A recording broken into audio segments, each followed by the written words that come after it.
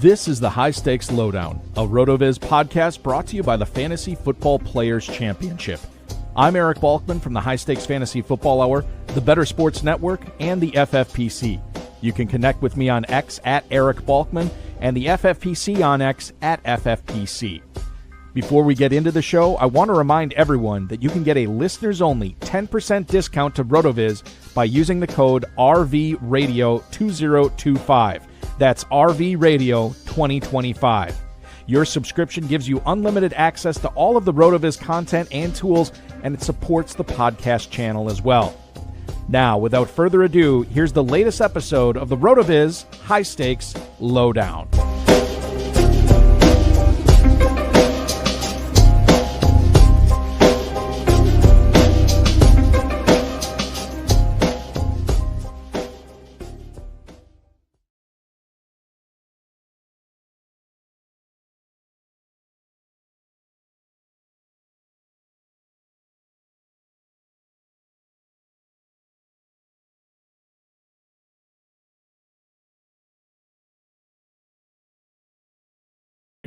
Yeah, we're just having so many problems tonight. At least I am. Welcome to December, everybody. This is the RotoViz High-Stakes Lowdown, and hopefully it'll be December to remember for many of you who are chasing the $1 million grand prizes in both the Big Gorilla and the FFPC Main Event. This is the RotoViz High-Stakes Lowdown for Tuesday, December 2nd, 2025. My name is Eric Balkman, and we will bring you our guest on in just a little bit. Before we get to that, I do want to remind everybody, if you are maybe eliminated from the championship round or the consolation in the FFPC or the Big Gorilla, and you are looking for some more weekly fun, don't forget about the FFPC Weekly Challenge, which is live right now. There's no draft. There's no salary cap. Just pick 10 or 12 players if you want to play with kickers and defenses, and you can compete for up to $2,500 each and every week. Only one player per team in this competition, 10, 30, and 100 team contest. Go join now at myffpc.com, myffpc.com. Remember, the only caveat, you can only have one player per each NFL team. So if you want Daniel Jones, you can't have Jonathan Taylor. If you want Drake London, you cannot have Bijan Robinson. Myffpc.com is where to go, myffpc.com. Remember to like this video, subscribe to this channel, comment on this video, share it with your friends, share it with your enemies, and get notified each and every time we go live, which I will tell you about the live schedule this week coming up at the latter point of this show. I want to bring in tonight's guest, ladies and gentlemen. He is an ESPNer, works for ESPN Stats and Info, used to work the College Game Day show, the basketball show for ESPN, the fantasy show, ESPN Bet Live, and he is sitting in 18th place overall in the FFPC Main Event as he chases the $1 million grand prize. Please welcome in. You follow this guy on X at MacNova. He is the incomparable Mackenzie Kraemer. Mackenzie, welcome aboard tonight. Congratulations on your success so far. Exciting to be in the top 20 here in December, dude. Yeah, 3 main events, 3 championship game appearances, including 1 ticket punch to the sprint already. 18th place, I'll take it. Would have been a lot happier if Tucker Kraft was still healthy, because my team was looking a lot better with Tucker, but can't complain too much about 18th place. That would be nice if 20 paid instead of 10. Yeah, exactly. It's one of those things where you look back on these teams and you're like, God, what might have been, right? Because you need a juggernaut to win. Well, not only do you need a juggernaut to win, you need to get hot at the right time. And certainly Tucker Kraft would make this team a lot better. It's just one of those things. And I think it's a testament to your drafting and your execution of proper waiver wire management that you're still sitting top 20 right now, even with losing a significant player like that. You just got to keep grinding. You got to keep after it. And that's what you've done to replace him. I mean, that's what you got to do. I mean, I've gotten some good waiver wire pickups throughout the year. I mean, I drafted 5 tight ends on draft day, so hopefully I'd be able to survive Tucker Kraft's injury. And Harold Fannon's been pretty good for me there. But, you mentioned you want your team to be in the best place going forward. I don't know if my team is in the best place going forward. I felt a lot more comfortable about my team a month ago. I got some tough flex decisions this week, but I also have some really high-end players and some nice combinations. So hopefully just got to run well in the right weeks and hopefully get home a big cash. We're going to get into that team tonight for sure. The one thing I want to bring up right away, Mackenzie, is this. If you look at the if you look at the NFL schedule for week 14, problematic because we had 4 teams on bye. Also problematic because the Monday night game is the Eagles visiting Los Angeles to take on the Chargers. Now, I'm assuming we'll get concrete-ish news on Omari and Hampton prior to that game. The problem is that news may come after lineups have locked on Sunday, after lineups, if you think about the Thursday game this week too, it's a big one where you have the Cowboys and Lions playing, and certainly you might have some flex options like Jamison Williams or trying to think of another, maybe perhaps Jake Ferguson or somebody like that, where you're weighing them against starting Omari and Hampton, right? And you don't know what's going on. Now it's also problematic for those of us, and I say us because you and I both have this guy in certain leagues, Kamani Vidal. And I guess, if we get the news that Hampton is out, fire up Vidal, right? But if we don't, if it's nebulous, are you waiting on Vidal? It's such a tough decision to be making here in League Championship week for the FFPC. Yeah, Vidal. If we're not sure about Hampton's status come Monday night, or at least by Sunday morning, Vidal's not a guy I feel too comfortable starting. I mean, the thing with the Chargers backfield, they've been running the ball a lot more this year, but the fantasy backfield still has not been that productive this season. For the season, and one big reason why is they don't throw to their running backs very much. They only have 12% of the Chargers targets go to running backs, the third lowest rate in the NFL. Their backfield only averages 17.9 points per game, the 6th fewest out of any backfield. It's spiked up a little bit more recently as their passing rate's gone down, but to me, the big thing with the Chargers backfield is you want that to be consolidated, whether that's Hampton or that's Vidal. You want to know, okay, this is the guy who's going to get 75, 80% of the touches in that backfield. And if Hampton's back, I don't think that's going to be the case for Vidal. I don't think that's going to be the case for Hampton either, because Vidal's played very well. I mean, it's kind of been an every other week thing for Vidal, where one week he spikes, next week he does nothing. But overall, I think he's been pretty good, especially since the Chargers offensive line has just been pretty miserable. So, and I think that's part of the reason they've been running it more recently is to try to keep Herbert healthy. In my main event with him, I've been starting him and I've been very happy to plug him in every week. But if Hampton's back, I got some tough decisions to make. I mean, I'm looking at my lineup right now. I got Xavier Worthy, I got John Mechie, I got Mason Taylor. Nobody, Luther Burden, a couple guys that I'm not super comfortable starting any of those guys. So this is going to be going down to the wire for me. But Vidal's not a guy that I'm looking to start if I have better options. But I mean, right now, my lean is if we don't have, if we think Hampton is playing and I don't hear some report that Vidal's going to monopolize that backfield, I'm probably going to look elsewhere. I mean, there are teams where I need an RB2, and in that case, I'll do it. But if I have a good receiver or a good tight end where I can get that PPR volume, I think I'd rather try to go in that direction. So Matt Zenitz, I believe I'm pronouncing his name correctly. I think it's Matt Zenitz, right? Matt Zenitz is a reporter for CBS for both NFL and college. Now, he posted this. This would have been, God, when was this? About 8 hours ago, roughly. Yeah. It's currently viewed as likely that Chargers starting running back Omari Hampton, who has missed the last 7 games with an ankle injury, will be able to return to action and play next Monday when the team faces the Eagles. Now, likely, he's going to play. How much is he going to play? I don't know. But even if he's active, I mean, if he's out there and it sounds like he's going to play maybe limited snaps, is that enough for him or for you to say, Mac, where you're like, okay, this guy is going to at least take away some from Vidal. I can't really trust Vidal if he's not on a full, snap count, like as if Hampton was not out there. Even if Hampton is only getting 15, maybe 20% of the touches, is that enough for you to say, okay, I'm out on Vidal as well? I mean, I got to be on top of all these reports all weekend because again, this is backfield where if one guy's got the vast majority of the touches, I love it. If it's kind of split, I don't really like it. I don't like that offensive line. There are some leagues though. I have some big gorillas where my running backs are Trevion Henderson and Christian McCaffrey, and I'm basically looking at Kyle Monungai and TBD at running back. So if I have Vidal on those teams, I'd start him, and I wouldn't love it, but I mean, I'm going to be starting with some worse guys than some big gorillas this week. But but going into Monday, that's the tricky thing. But if we go into Sunday and it's like, hey, Hampton might play, he might not play, then I might be more willing to roll the dice if I don't think I have that high upside option to go against Vidal. Mm-hmm. But if I have other guys that I'm comfortable to, I'd break the tie against Vidal. It's tough because we're doing this show on a Tuesday night where so much can change with this Hampton thing, right? And there's going to be more and more reports that come out.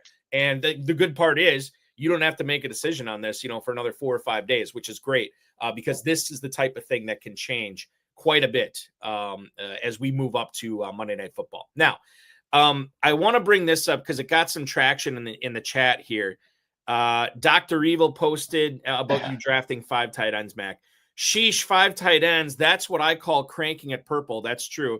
And then Bill Hollywood chiming in. I think 4 was the most I drafted this year. You have 4 on your 18th place main event team. And I was going to bring it up in front of me, and I do not have it. But I can bring it up shortly. I know Brock Wright is on that team. I want to say, is Darren Waller on that team too? No, right now it's Mason Taylor and God, I forget the other one off the top of my head. No one good. It's not a good tight end group. Harold Fannin, right? You got Fannin. Fannin is the guy that I have set into that lineup, and that's honestly why I have 4 tight ends on my roster, is because I do trust Harold Fannin, but I don't really like the rest of that room that much. And with a guy like Fannin and the Browns offense, they're playing a game this week with a total of 33.5. That's a pretty low upside offense, especially with Shedeur Sanders. Now, I love Harold Fannin. I know that Dr. Evil loves Harold Fannin in the chat as well. I mean, he gets a lot of targets in a tight end premium. He's definitely a guy I feel comfortable starting. But if I get one injury, or if something happens where in Cleveland, we find out it's going to be 50-mile-an-hour winds the next day, I want to have some backup plans at tight end, especially in FFPC where it's tight end premium. So I like to load up that spot. Now, Brock Wright is the 4th tight end. He's going to go on the waivers tomorrow night, spoiler alert, because it sounds like he's hurt for a while. But I've just been trying to pick up some tight ends that, maybe they can get some volume. If Brock Wright was getting 6-7 targets in the Lions offense, that would have been a good luck. I don't really trust Ross Dwelly with that. But I'm looking to find a backup plan, because once you get to the postseason, you get to the sprint in these FFPCs, you want to have plenty of backup plans available in case something happens where, hey, maybe Fannin gets hurt. I have somebody I trust to put in there, or maybe there's a bad weather game and I don't want to do that. So that's kind of my thought process with loading up on tight ends. When you consider a replacement for Brock Wright, are you looking at another tight end, or would you go with like an injury away type running back? To be honest, I haven't had that much of a chance to look at the waiver wires right now. The problem is most of the running backs and wide receivers have been pretty picked clean. There aren't that many available that are one injury away. There's one guy that I like that I might talk about later if I'm teed up on that. But for the most part, I'm probably going to be looking at really just best player available at this point. And by the way, the other tight end I have is Mike Gesicki. So, Mike is attached to a high upside offense in Joe Burrow. Maybe he can be helpful. But, going back to draft day, it was really just I drafted Kraft early, and then I just loaded up on rookies late. I got Mason Taylor. I got Harold Fannin. I got Chiga Okonkwo, who maybe could have played a bigger role with Cam Ward. And then my last pick was Noah Gray, which is mostly for the free look. But, maybe Travis Kelce gets hurt in that free look. And then all of a sudden I have Patrick Mahomes, number 1 tight end, which, a few months ago looked like it would be a good option. Yes. I have not looked at your other teams, Mac. And I do kind of want to explore this a little bit. This specific team that you had drafted, the 18th place overall team, Gibbs and Achane, home run with your first 2 picks. You pound out 5 receivers. You wait until round 8 to take Tucker Kraft. But even with Kraft, you still draft the 4 tight ends after that. I'm curious as to how often, how frequent that you crank purple to this level. Do you have every team is different. Obviously, what you do in the first few rounds dictates what you do in the middle and late rounds. But is this something where you normally do like to load up and get 4 tight ends, 5 tight ends in this case, because FFPC is tight end premium? How normal is that for you? I think this was the most tight ends I drafted in any team. I'll draft 3 a lot. I'll draft 4 occasionally. 5 is very rare. It's the draft capital is really what it came into here, because usually in FFPC, I like to target tight end in the first few rounds. I have a Trey McBride team that I like a lot right now that I need to win on the championship next week to advance. But here I rated for the 8th round for Tucker Kraft. And to be honest, I was setting up my team to take Patrick Mahomes in the 8th round because I had Rashee Rice and Xavier Worthy on this team, but I got sniped on Mahomes, got Tucker Kraft, where I was feeling great about that for a while. But my second tight end wasn't taken until the 13th round. So I know a lot of content creators like to refer to draft capital as like auction dollars. Like the 13th round pick, the 15th, 16th, 20th round pick, those were all dollar plays where I'm perfectly fine churning through them on the waiver wire. Noah Gray was a guy that I planned on. I drafted in the 20th round, and if Kelsey didn't get hurt or Gray didn't put up a usable score, I was going to cut him. Mason Taylor, Harold Fannin, both rookies where, you see their usage early, and then if I don't like it, maybe I can cut them or maybe I hold on to them. So, and again, in the tight end premium, when you get that 1.5 receptions points per tight end reception, you can get a pretty cheap 10, 12 tight ends from points from some of these tight ends. So I'm perfectly comfortable playing tight ends in my flex. So I like having 2 or 3 good tight ends on most of my teams. Even if you start off a draft with like Bowers, or as you said earlier with McBride, would you still draft a couple more tight ends after that? Or are you comfortable stopping with one backup after McBride or Bowers? I don't really like to go into that in terms of like a set number of tight ends. I like to have kind of 2 that I would trust. If I have I have a Brock Bowers team where I might go a second tight end in the 7, 8, 9 range, or I might just tack on 2 at the very end. Okay. But I don't really have a set plan of like, oh, I need to go, heavy tight end. If the volumes, if the what I view as the value is there in the draft, I'll go there. If not, I'll wait and draft some of those upside tight ends late. I feel like on this show, and really all the shows that I've been doing, I brought up Luther Burden quite a bit over the last 2 or 3 weeks, and I'm going to keep that streak going tonight. On Black Friday, the Bears upset the Eagles, and in that game, Luther Burden saw 6 targets. He catches 4 of them for 33 yards. They also gave him a carry of which he picked up 3 yards on. And while that doesn't sound very impressive, 4 for 33, that was the most receptions of any Chicago Bear against the Eagles that day. There was some wind issues going on in that game, and obviously Caleb Williams wasn't dead on accurate with every single one of his throws, but we're seeing the volume go up. And I'm wondering, maybe not necessarily here against Green Bay in week 14, but I'm wondering the likelihood of you seeing a Burden breakout, right? When the championship round sprint starts in week 15 and goes on for the 2 weeks after that as well. Are we going to see a Burden spike in production? I'm not going to say, hey, he's $1 million league winner. I'm not going to go that far. But how significant of an impact is he going to have in this final month of the season, Mac? It's tricky to say because his per route stats are phenomenal. 26% targets per route run. He's been producing when he gets on the field. The problem is he doesn't get on the field as much as you'd like. Now, over his last 3 games, he's upped his route rate over 50% of the time in each of those games. And the other thing you like to see is that Ben Johnson's in the media talking about how the passing game hasn't been up to their standard this season. So you would think that the rookie tight end they drafted in the first round and the rookie wide receiver they drafted early in the second round, that those would be the guys that maybe they think, hey, maybe we play those guys a little bit more late in the year, especially considering how efficient Burden has been. The problem is in a format like the FFPC is that it's hard to predict when that 55% route rate will turn into a 75% route rate, if that even happens this year. So it's just hard to pick him in a start-sit role, but he's a guy that if you 7 days from now, I could tell you that he's a guy that I'd love to start in every week in every league I'm in.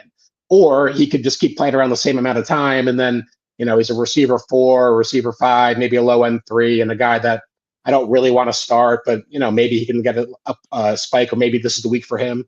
But typically in fantasy football, this is when rookies want to break out. Is at the end of the year.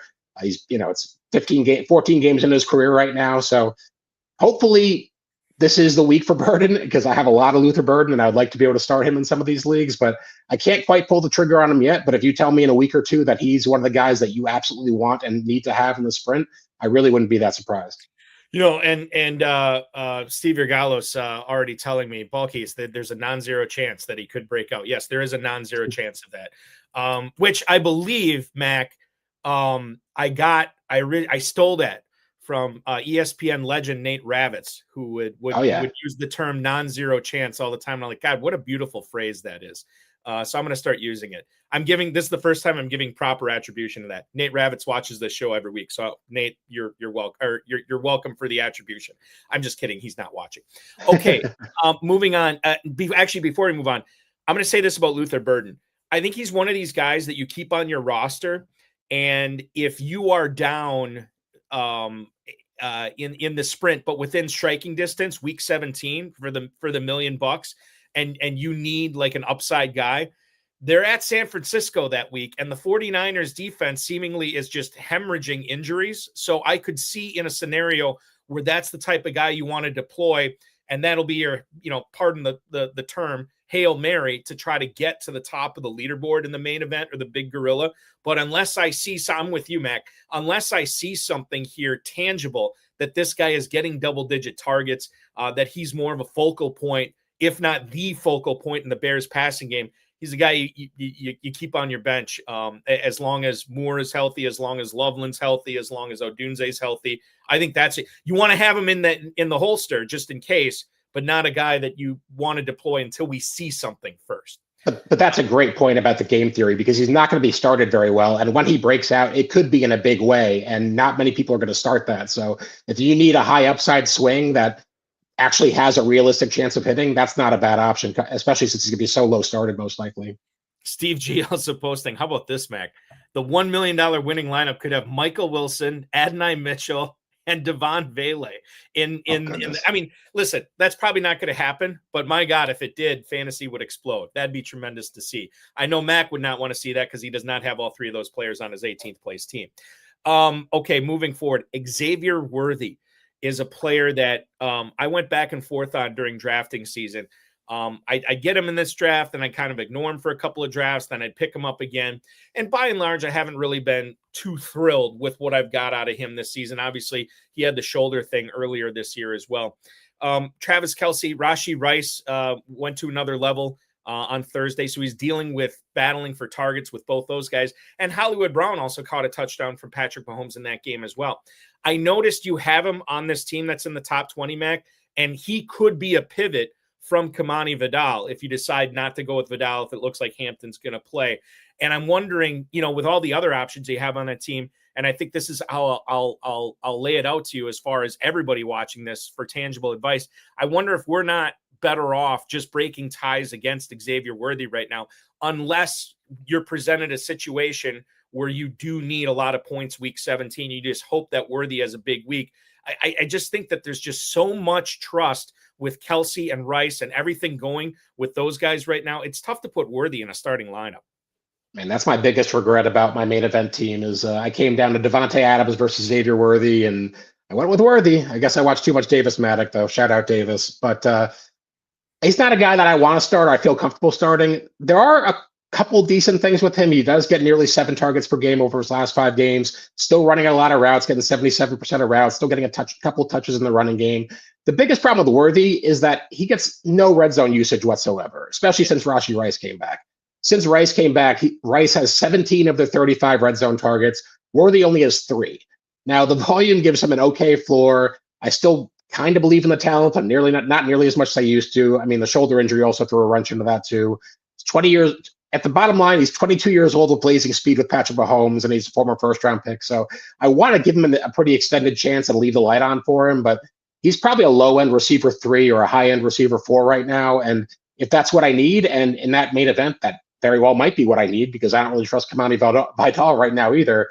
Right. But he's a consideration to start, but he's not a guy I feel comfortable starting, and I'm hoping that I have better options. And John Mechie might even be the guy I'm leaning towards starting right now, but again, it's Tuesday night, so a lot can change between now and then. Worthy has not gotten more than 6 catches any game this season, and that's 6-catch game came week 5. He's had 1 5-catch game since then. And I'm wondering, too, as I think about next year, if Kelce does hang it up, certainly Worthy would eat into the, he'd get more of a target volume in that offense. However, I just feel like he is such a complimentary player to Rice and Kelce now. I'm wondering why it's not happening. Now, Hollywood Brown could have something to do with that as well. But, I just feel like at this point, he is more of a threat than an actual fantasy asset. He helps open things up for Kelce and Rashee Rice underneath. But that doesn't help us in fantasy. And I think that's the problem I'm having with Worthy. It's like, he's running wind sprints at this point, and it's tough to live in fantasy like that. He had 61 yards last week, and that's the most he's had since September 28th. So, I mean, that's not what you want. And he doesn't score touchdowns. So that's a pretty bad combination right there. But again, once you get past the top 25, 30 receivers, there's a lot of question marks at that point. So, but Worthy definitely has a lot of questions, probably more questions than most. Emeka Egbuka started off the season like gangbusters. Tremendous start to his rookie year. Then dealt with some injuries. I know in the questions I sent to you, I said he's kind of hit a wall. I don't know if that's accurate, but his fantasy production definitely has not been anywhere close to where it was the first month and a half of the season. We heard Mike Evans is getting closer to coming back. Baker Mayfield is playing through a shoulder injury right now. And you also have Cade Otton, stealing some targets there as well. What do you think Egbuka's fantasy prospects are the rest of the way for sure? And then specifically, if we look towards this weekend, pretty juicy matchup on paper, at least, hosting the New Orleans Saints. But the total on that's 42.5, and the Buccaneers are 8.5-point favorites. To me, this is Bucky Irving. This is Rachaad White. This is Sean Tucker. I don't know if it's going to be an Egbuka game, but your thoughts on him week 14 and the rest of the way, Mac?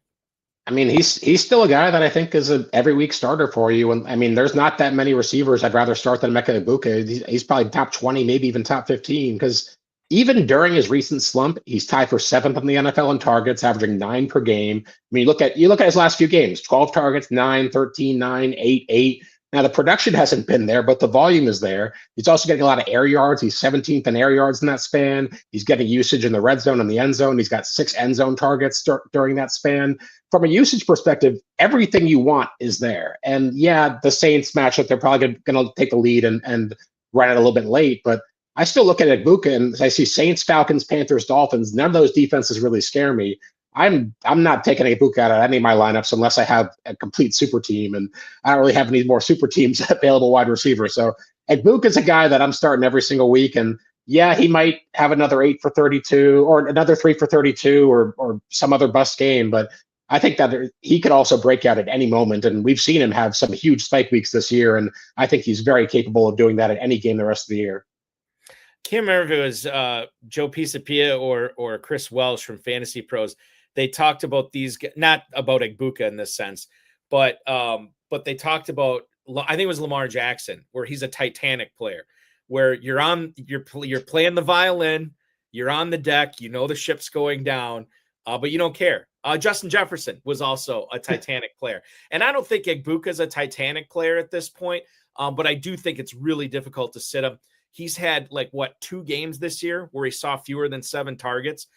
So again, you said the volume is there. And I if there's one thing that I trust more than anything else in fantasy, it's volume. It's definitely not touchdowns. It's not yards. It's like, if you are getting the targets, if you are getting the looks, especially the first read looks, I'm going to put my faith in that. And I'd be putting my faith in Emeka Egbuka as well, given all the action that he's seeing, not only across the field, but in the end zone, to your point as well, Mac. I think that's very interesting. Now, Justin Jefferson. Oh, God. So Vikings players in general right now, I think we were excited at the start of the season. We were excited about what these guys could do with J.J. McCarthy. And McCarthy showing us, and I'm not willing to say he's a bust or I'm done with McCarthy. I am willing to say it's not going to happen for him in 2025, but I'm still giving him a fair shot in 2026. But guys like Jefferson, Addison, and maybe Jefferson's on a different level than the rest of these guys, like Addison, Hawkinson, Jones, what have you. What are you doing with these Vikings players right now, knowing that the Vikings answers at quarterback are more questions in J.J. McCarthy and Max Brosner. This is really, really bad for the Vikings, and it's also really bad for Vikings fantasy owners as well. Yeah, I can't say I'm doing much with the Vikings just because all the teams I have with Vikings are already out. Right. But no. I mean, J.J. McCarthy was a guy that I had a lot of faith in fantasy coming into the year, just because Kevin O'Connell has shown that he can get fantasy production out of so many different quarterbacks. And this is the guy he handpicked to be his quarterback. He showed some mobility in college, and he's got, Justin Jefferson, Jordan Addison, TJ Hawkinson, Jalen Naylor's an okay receiver 3. Like they have, like, this was a perfect situation for a young quarterback to be in, and I wanted to bet on that. Unfortunately, a lot of my teams with JJ McCarthy are not doing so hot right now. But Jefferson's a guy, his usage is still too good for me to take him out of the lineup, and he's still Justin Jefferson. Even Jordan Addison's usage is pretty good. I mean, when the Vikings get into the red zone, they use him a lot. He's still tied for 10th in the NFL in red zone targets this year. The problem is the Vikings don't get in the red zone anymore. So I don't feel comfortable starting Jordan Addison, but I mean, I'd take him over Xavier Worthy right now, and that's pretty tough to say with given how bad the Vikings quarterback play has been recently. Jefferson's just too good to take him out of my lineup unless I'm really, really deep. I had some weeks earlier in the year where I had a similar debate with Brian Thomas, and I actually had enough depth on those teams to bench Brian Thomas. But Justin Jefferson, I just think he's at a different level. I mean, at his best, he's still maybe the best wide receiver in the NFL, and he's still got very good usage. I don't think too many teams that have Justin Jefferson are still alive. I mean, most of my Jefferson teams have long been eliminated, but if I have him, I'm still playing him.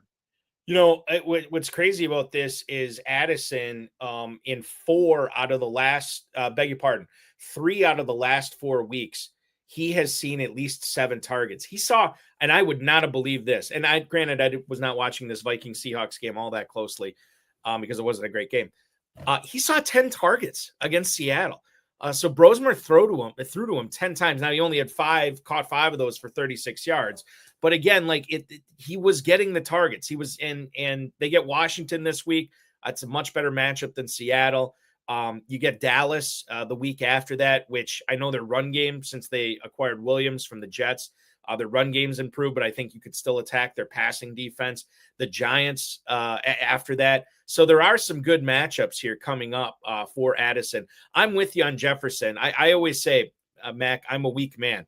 When it comes to stuff like this, I don't have the chutzpah to bench a guy like Justin Jefferson, even if I think like it is the right call, even if I have that gut feeling. I cannot do it. I think you are tempting fate and angering the fantasy gods by that, and that's not for me. And like you mentioned with Burden earlier, if you have Justin Jefferson and you somehow do make it to that sprint, he's going to be extremely low owned. So you just got to play him, and you got to hope you get that spike week. Yeah, and if you do, my goodness, you should be shooting up leaderboards because there's not, to your point, not a lot of Jefferson out there in the championship round. Oronde Gadsden was a player that started off, I mean, he really didn't do anything at the start of the season. And then he had a semi coming out party in week 3. It really started week 6, right? 7 for 68, 7 for 164, 5 for 77, 5 for 68. But you look at his last 3 games, especially this last one against Las Vegas. 3 for 13 against Pittsburgh, 2 for 41 against Jacksonville, 1 for 27 on just 2 targets against Las Vegas. The schedule upcoming: Philadelphia, not great. Kansas City, kind of not great. And then Dallas, yeah, okay, we can deal with that. But then he gets Houston in week 17. What do you think happened to him? The Chargers coming off the bye, I would have thought that it'd be all systems go here. Certainly the Herbert injury probably played a little bit of a role into that. And I don't know how significant it was. But for Gadsden only to get 2 targets, you got to be feeling a little skittish if you have Gadsden and you're looking at flexing him out in the main event or the Big Gorilla this week against Philly. You can make some excuses for Gadsden's recent production. The week 10 matchup against Pittsburgh, he left that game a little bit early with an injury. So you could say that was part of the reason why he didn't produce that well. Maybe the next week he was still recovering from that injury, wasn't 100%. So you can make some excuses that way. And even last week, the Chargers only threw the ball 21 times. Now, he only had, I believe, 2 targets in that game. So that's not really the target share you're looking for. But when the volume is that low, it's hard to really draw that many conclusions with it. The tricky thing with the Chargers, and I kind of mentioned this earlier with Vidal, is that their passing rate has plummeted recently. Through week 7, they had the 2nd highest design pass rate in the NFL, and it's 6th lowest since. And again, they only had 21 passes last week. The other thing with the Chargers is that I think their offensive line has suffered so many bad injuries that that's part of the reason they've been running the ball more, to try to keep that pressure off of Justin Herbert, keep the pass rush off of him, to try to keep him healthy. And as we saw last week, that he might not be fully healthy right now, given that hand surgery. So I think that's part of why they've relied a little bit more on the run. But I think Gadsden, outside of the super elite tight ends, he's still got one of the highest weekly upsides. Like, he still gets targeted down the field.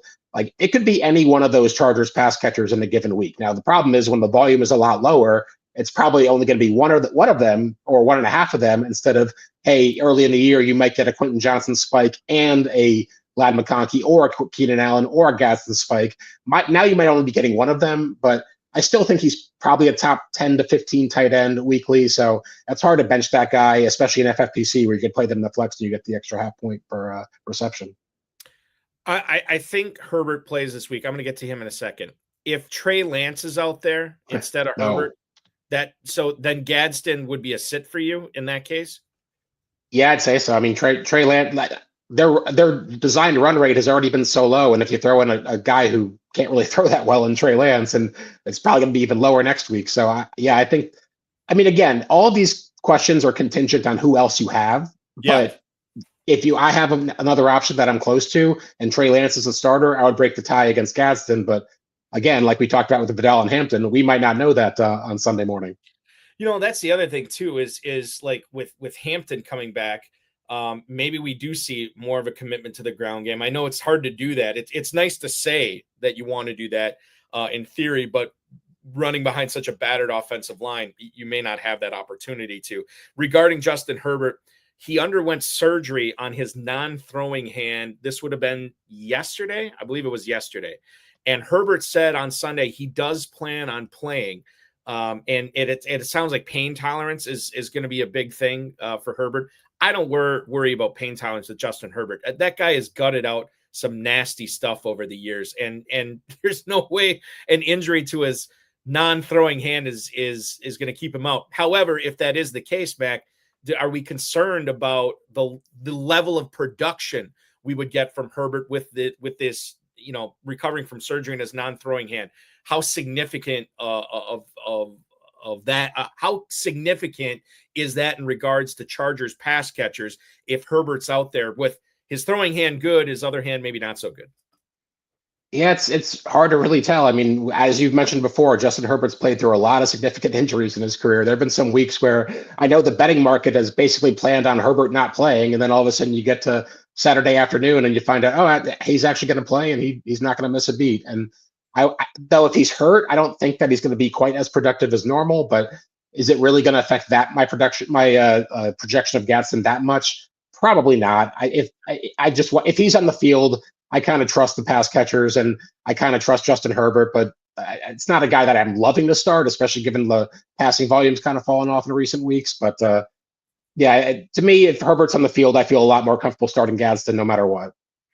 You know, the other quarterback here who, I don't know, you tell me about the passing volume in the Ravens offense. I've just been so disappointed in general with pretty much everybody there. And I think it starts and ends with Lamar Jackson.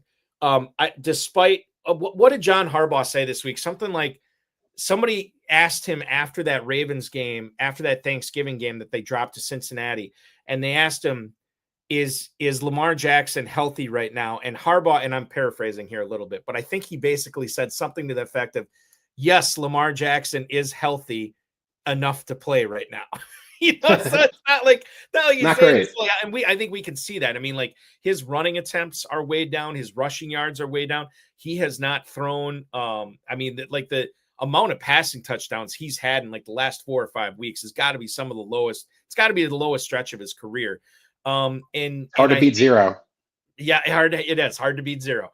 I think that when you consider that Mark Andrews, Zay Flowers probably did not give you what you were looking for this year, but it's not like they were drafted super high either. And maybe this trickles down to Derrick Henry. Maybe it doesn't. But your faith in Ravens pass catchers right now, going into league championship week, going into the sprint, seeing what Jackson is doing, or more accurately, what he's not doing. This is really tough to check the box for guys like Flowers, Andrews right now. Yeah, Flowers is always a guy who projects pretty well, and he's usually pretty efficient when he gets the ball. But as we saw last week, I mean, he had in one of my home leagues, he had negative points for me in a must-win game, so I wasn't very happy with that. Though he did have a touchdown overturned by kind of an iffy penalty. So if that goes his way, then all of a sudden you're looking at not a great fantasy performance, but definitely a respectable one. But with Flowers, like he still has a 26% targets per route run. I guess I get that's a low volume offense, but I still believe in Flowers' talent. When he gets the ball in his hand, he's still as explosive as any receiver in the NFL. And he's gotten double-digit fantasy points in 8 of his last 9 games. So the floor until last week was still okay, even though he hasn't shown a ceiling at all since week 1. Yeah. I still would be relatively okay starting Flowers because, again, once you get past the top 10, 15 receivers, top 20 receivers, it thins out very quickly. And Flowers will be one of my preferred targets outside of that. And, again, he's a guy you drafted in the 5th, 6th round, maybe the 7th round. And at that point, he's probably one of your best options. Now, when you get to the tight ends, though, that's kind of where I want to go away on the Ravens offense. I've never really been that interested in Mark Andrews. I don't think FFPC is a great format for him because he's always been a guy who's been very touchdown reliant. And on FFPC, you're looking more for the guys who get a lot of volume and catches. So in half-point PPR, I think he's startable, but not so much in FFPC. He's averaging about 6 yards per 6 air yards per target, very low ADOT, very low passing offense. And the other thing, too, is Isaiah Likely's been playing a bigger role recently. He's cutting into his role. So I don't really think that Andrews is a guy that you want to start. There's I don't even know if he's a top 20 tight end for me this week, and Likely's probably around the same thing. Like if you're desperate, you can and hope for that touchdown. But as we just mentioned, Jackson hasn't thrown a touchdown pass in 3 straight weeks, so I don't know if that's really coming. So I'd be okay starting Zay Flowers. The other ones I'd probably try to look elsewhere. You know, the Likely thing may have been a blessing in disguise, right? Because if you were on the fence with Andrews, and then you see what Likely did in week 13, maybe that's enough for you to say, okay, well, I'm not playing Andrews this week. I mean, I can't after what Likely did. And then you look at your other options there. Whereas if Likely would add a quiet game, then you're kind of like, well, okay, maybe there is still something there with Andrews. You're right. I mean, like, I think you trust Zay Flowers a little bit more than I do. But I will say the part I definitely agree with you on, given where you drafted him, really tough to find better options at wide receiver on your team. So I think you're probably going to have to be forced to start him everywhere, and that may pay off as well. The Bears, getting back to the Bears, in this game against Philly, which was, I mean, I still can't. It's really difficult for me to believe they went into Philadelphia and beat this team by darn near double-digit points. Kyle Monangai, 22 carries, 130 yards. DeAndre Swift, 18 carries, 125 yards. Monangai was targeted and did not catch anything. Swift did catch one of his 2 targets. So very, very close as far as the usage goes. Very, very close as far as the yards per touch goes in this game. Swift maybe a little bit higher. And I don't know too many teams that would have both Swift and Monangai on it. So you probably don't have to make this choice. But in a vacuum, Mac, when you're looking at these 2 Bears running backs, if you had your druthers, who do you think the better start in week 14 is going to be in Lambeau Field against the Packers? Is it Swift or is it Monangai? And like you said, the volume is so pretty close between both of those guys where it's really hard to split some hairs. It's kind of just Monangai gets a little bit more red zone usage. Swift gets a little bit more usage in the passing game. So I would tend to think that in a game where they're at 6.5-point underdogs, last I checked, that I would probably lean towards Swift if I had both of them. I think they're both startable. They're probably both low-end RB2s, maybe high-end RB3s, but I think both of them are relatively startable. I'll be starting Monangai in at least one playoff game this week. I drafted a bunch of him because I was kind of trying to find the backup option for Swift with Ben Johnson. Maybe that was Roshan Johnson. Maybe it was Monangai. Turned out to be Monangai. But right now, I think you're pretty comfortable having both of them. Not thrilled to start either one, but if either one's your RB2, I don't think you can complain. Really hard to split hairs between the 2. I guess water gun to my head, I would say Swift, but it's close. I think it is. I am with you. I have these guys in one, though. I have Monangai in 2 leagues, and in one of those leagues, he will not play because my other running back options are significantly better. Humble brag. And then the other league I have him in, I probably will play him. Swift, the leagues I have him in, I'm probably flexing him out or starting him as my second running back this week. I don't feel great about the output and the production, but you know what? I didn't last week. And look what they did against the Eagles. And I could see them doing that against Green Bay as well. So yes, very, very interesting this week as far as the Bears running backs go. Okay, now I want to. You tell me how you want this set up. Should we talk about the Jets receivers or should we talk about FFPC waiver wire this week? We can go waiver wire, and that can lead to the other one. Okay. All right. So a player that, and I know this is like we talked with Brad and Bob Cruz on the show last week about this. This is such a tough thing to answer this time of year because the waiver wire is kind of picked clean. There's a lot of players that are locked. As we go into week 14, Mac, is there a player that you are targeting on the waiver wire? And then a player that, knowing that we only have a precious few weeks left in the season, a player that you're just better off cutting at this point because he's not going to help you in the sprint.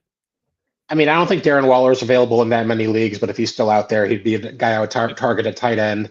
But my favorite waiver wire pickup, and again, like you said, it's so picked clean right now because I forget, was it week 11 where you can't pick up anybody who was cut by other teams? So a lot of these guys have been cut and you can't pick them back up. But the one guy that I want to grab a lot of is Samaje Perine. And I know it's not the sexiest name as an older running back, but he came back from injury last week, had 40% of the snaps behind Chase Brown, had 4 touches in the red zone.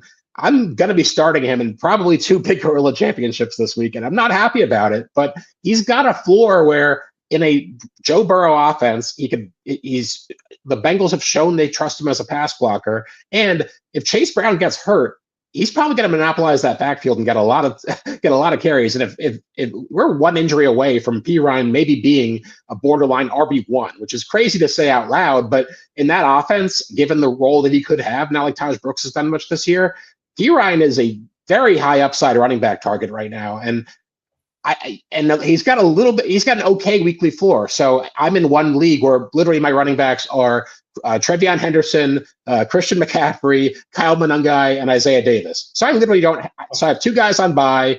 Monangai's could get 1 starting spot, and I hope my opponent isn't listening to this, but I'm going to be picking up Samaje Perine to play my RB2 spot. I think I have more fab than him, so I don't think he can stop me, but it's not one I feel comfortable starting, but in terms of upside at running back, when there's so little upside or available out there, he's probably my favorite guy to target. And if I'm looking at wide receiver, we just talked about the Jets wide receivers briefly, but A.D. Mitchell's mostly gone in leagues. I don't think you're going to have him available, but John Mechie is the other one where the Jets midway through the season, the Jets kind of overhauled their receiver crew. And because Garrett Wilson got hurt, they had brought in all these mediocre old veterans like Josh Reynolds and Tyler Johnson. They drafted Arian Smith in the 4th round, who just looks like a guy who's running cardio out there. And they got A.D. Mitchell and John Mechie in trades, and they are clearly showcasing them to try to see what they can be on this roster next year. And I think A.D. Mitchell, who got 12 targets last week, is pretty much an every week starter, at least until Garrett Wilson gets back. And John Mechie is also playing. He's playing over 90% of the snaps the last couple of weeks. He scored 2 of the last 3 weeks, nearly had another touchdown last week, but he dropped the ball. He's getting a lot of targets. In Tyrod Taylor, it's a completely different offense than what they had with Justin Fields because they can actually complete a pass right now. So I think Mechie is an okay kind of target. And like I mentioned in my main event team, I'm basically debating between Mechie, Xavier Worthy, and I believe I have Luther Burden on that team, and then Vidal, and I really could go with any 4 of those guys. But I think Mechie, and the Jets have a pretty good matchup this week against Miami. Mechie's a guy that I'm okay starting with him. I think he's got a decent floor because he's getting a lot of targets, and they're targeting him in the red zone. So I think that's a pretty consolidated passing game right now between those 2. They'll sprinkle in a little bit of Mason Taylor, but he doesn't draw that many targets. And sure, they'll throw to Breece Hall, but not as much as they should. But they still throw to him sometimes. But in terms of wide receivers, it's basically just those 2. And if I'm in a consolidated offense, that's probably going to be trailing a little bit. I don't think that's a bad option to go with. And especially considering it's Tyrod Taylor throwing to him as opposed to Justin Fields, we feel much better about that as well. I actually started John Mechie in a league last week. I'm not proud of it, but I did it and it worked out. I don't know if it's going to continue, but I feel much better about it continuing after hearing you talk about it, Mac, for sure. I want to throw some other names at you to get your gauge on how you feel about these guys off the waiver wire. Tom Smith chiming in with Isaac Tesla, who granted only had 2 targets last week. He caught both of them for 35 yards. One of them was a touchdown. And Amon-Ra St. Brown still not practicing. I'm wondering what you are thinking about starting, or picking up at least, and perhaps maybe starting Isaac Tesla on Thursday Night Football against the Dallas Cowboys, because it doesn't look like St. Brown is going to be starting against the Cowboys in that game. That's a great point. I mean, I've been pretty busy at work all day today, so I haven't had that much time to dive into the waiver wires this week. But Amon-Ra St. Brown, that definitely opens up a lot of opportunity in that receiving core. I just worry about Tesla being the type of guy to draw a lot of targets. He seems he'll play more snaps, he'll get some red zone targets, but I don't know if he's going to be a high volume guy. So he seems more like a high upside, very low floor kind of guy. Even in a great matchup against Dallas, he'll probably play more. So, but I think, Tesla he's a perfectly fine option, and he's probably got a higher ceiling than Mechie. I mean, Mechie's more likely to get you, 6 catches for 45, 50 yards and a touchdown, but Tesla could easily give you, 3 for 60 and 2. So if you don't mind the low floor, Tesla's got a pretty high ceiling option. So if I'm looking at my FFPC projections and I'm seeing that I'm projected to lose by 10 or 15 points, maybe I'm more likely to start with Tesla. If I'm projected to win or it's close, I'd probably opt for a bit of a safer option. But I could change my mind by tomorrow because I admit I've not dove that much into the Lions receiving core to replace Amon-Ra yet. I'll be doing that after this call. Right. Yeah. There you go. Yes. One other tight end I'm going to bring up here, and I picked this guy up in one of my KFFSC leagues this past week. I'll throw him up on the screen right now. Colby Parkinson, who has gotten this past week 5 targets, 4 catches, 27 yards. The week before against Tampa, 4 for 41. He gets in the end zone. In fact, week 13 broke a streak of him scoring at least a touchdown in 3 straight games. He gets the Cardinals this week. Detroit, probably not the greatest matchup, but not the worst matchup after that. Then Seattle, and then Atlanta in week 17. What do you make of Colby Parkinson here? I know that offense, it's all about Adams and Nakua, but certainly Parkinson getting a little bit of run with the Rams right now. He's an okay option, but the only thing I worry about him is that even recently, like last week, he ran 47% of routes. Week before was 56%, but before that, he's been less than a third of the routes every single game all season, and he's never gotten more than 5 targets in a game. Now, when you're attached to Matthew Stafford, you can catch a touchdown pass every week, and if you look at his red zone targets, I mean, I'm just pulling up his page right now. He's gotten 2 red zone targets each of the last 2 weeks. 1 the week before that, 3, 1, 1, 1. So he's gotten a red zone target in each of his last 7 games. So if you're in a league, especially in a league that prioritizes touchdowns, then Parkinson's a pretty good option. But if in the FFPC, I'm looking for a little bit more volume than Parkinson's willing to give me. But again, if I'm pretty desperate at tight end, that's probably one of the better options you're going to have on the waiver wire. The last name I'm going to bring up here at the running back position in what we're trying to do at this point is get these injury away type running backs on our roster. So if something happens to the starter, we're looking at picking up the backup. Now, the backup has to be a player who has some talent of some ilk, right? And he's also got to be in a situation where the offense is good, where he can put up numbers. And that's why I bring up Malik Davis here. If Javonte Williams were to go down, I mean, what did Davis do? He had a decent game on Thanksgiving. He had 40 some yards, got a touchdown. Jaden Blue is in healthy scratches the last few weeks as well. Malik Davis to me is, and I think I might've picked him up in a Kentucky league or two. He's very intriguing to me at this point. Mac, what do you think about Malik Davis the rest of the way? It's just far as being rostered.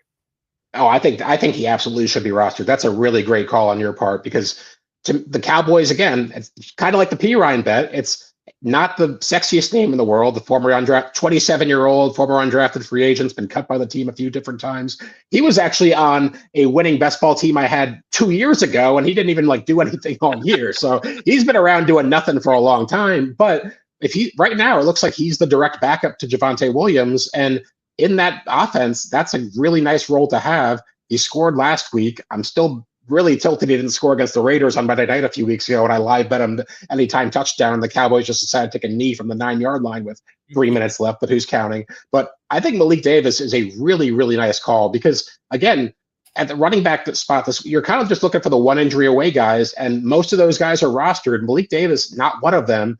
I even picked up Phil Maffa in a few leagues a few weeks ago, thinking that he could be the guy that could beat Javonte Williams' handcuff. Doesn't look like it's going to be him. It looks like it's going to be Malik Davis. I've already picked him up in a couple of leagues, and if he's out there, he's definitely a guy I want to try to add to my bench and a few more. Maybe this last question is more of just proper roster management now going into league championship week and then the sprint. Are you the type of guy that is willing to cut these borderline top 60 wide receivers, borderline top 25 tight ends to pick up these running backs where you're like, you know what? The only way I'd play these guys is if, 2 or 3 of my receivers get hurt or 1 or 2 of my tight ends get hurt. And in that case, I'm probably not winning it anyway. So you're willing to take chances on these running backs. What does Mackenzie Kraemer do with his rosters that are with the back end of his rosters that are in competition for the $1 million for the remaining 4 weeks of the season?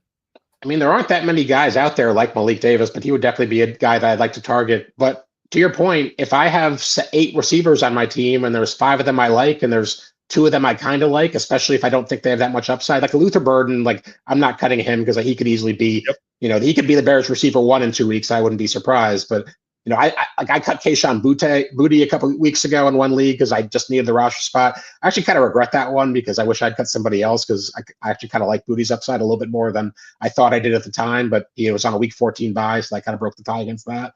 But the other thing that I want to make sure in my FFPC leagues that I have going to the playoffs is I want to make sure I have a backup quarterback on all of these teams. And some of these leagues, if I'm really light at quarterback, I could even carry 3. I've been burned in the playoffs before where I go to the playoffs with even 2 quarterbacks. One gets hurt, one gets benched, and all of a sudden I'm in week 16 and I have a pretty decent team and I'm getting 0 from quarterback. My team's just dead. Even the same thing at kicker. I mean, we saw today Michael Badgley got cut by the Colts. Yeah.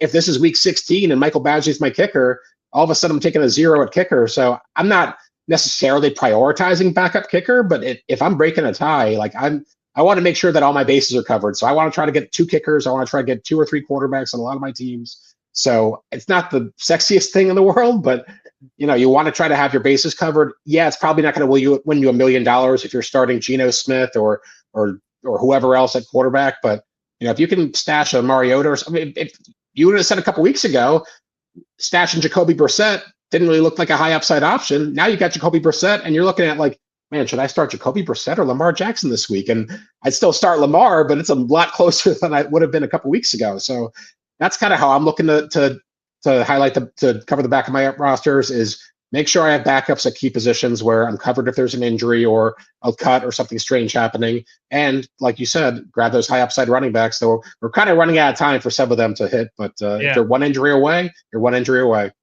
And you even having 20 touches in 1 week, even if it's just 1 week in the sprint, that might be enough too, to create some variance and vault your team to the top. I just looked up because I knew I had Badgley on a few teams. The KFFSC main event sprint starts this week, and I do have Badgley on 3 rosters, but I have an extra kicker on all 3 of those rosters. So I think that's the smart thing to do. Abib Agbatoba, I think the first year he won the FPC, did it without a kicker the entire sprint to tell you how dominant his roster was. He took a 0 at kicker every single week and ended up winning the 6-figure grand prize. But I do think that's highly unlikely for that to happen again. So I'm definitely team backup kicker for the sprint. I hate taking 0s and knowing that, with how fickle these last few weeks can be. You do need to run hot. I'm fine with cutting a little bit of depth to make sure I'm not taking 0s at those spots for sure.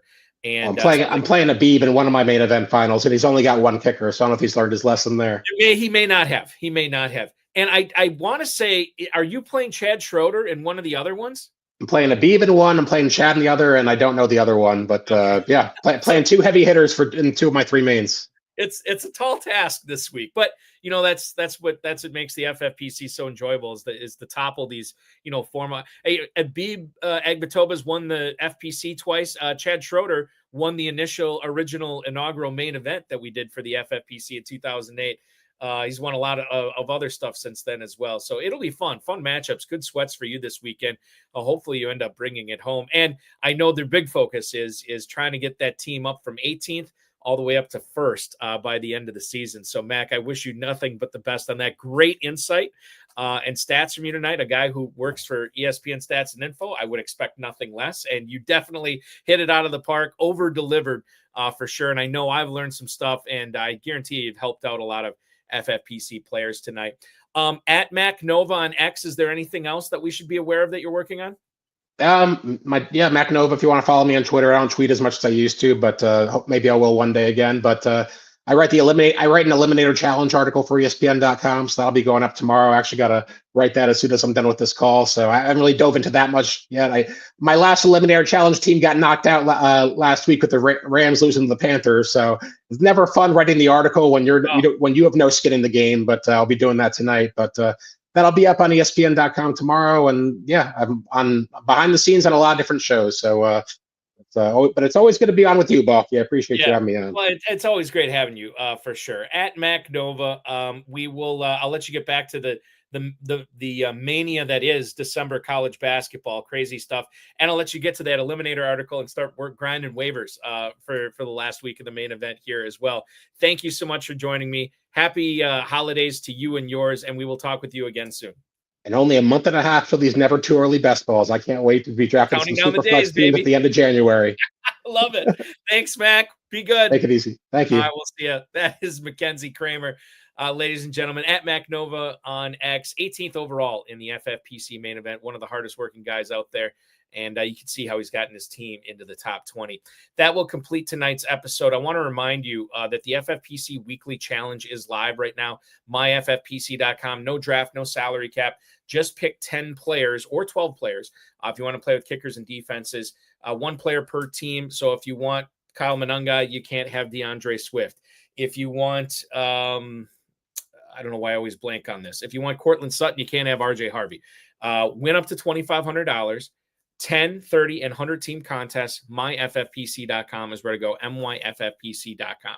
Remember to like this video, subscribe to the channel, comment on the video, share it with your friends, share it with your enemies, and get notified each and every time we go live. Now, this coming Thursday, FFPC Insider Access is live at 7 p.m. Eastern. We'll hang out with you into the second quarter of that Thursday night game. My guest co-host this Thursday, Rotoballer's own Frank Amarante, is going to join me. First time ever having him on the show, so that's going to be a lot of fun. And then Farrell and I will go live Friday night at 10 p.m. Eastern on the High Stakes Fantasy Football Hour. Again, all these shows on the FFPC socials, YouTube, Facebook, and X. So you can check us out there. That will be the schedule for the live shows this week for League Championship Week.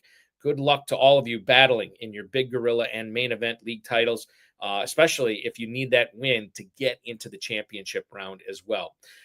For Mackenzie Kraemer, I'm Eric Balkman. This has been the RotoViz High-Stakes Lowdown. Thank you so much for watching, everybody. We will talk with you on Thursday for the FFPC Insider Access Show on the Better Sports Network.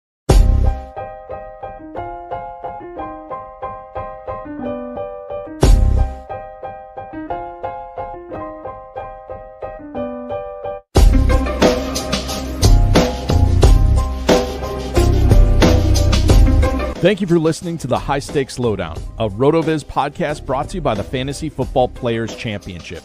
And thanks to Grapes for our theme music. Please review the podcast on Apple Podcasts under the RotoViz radio feed. It helps us find new listeners.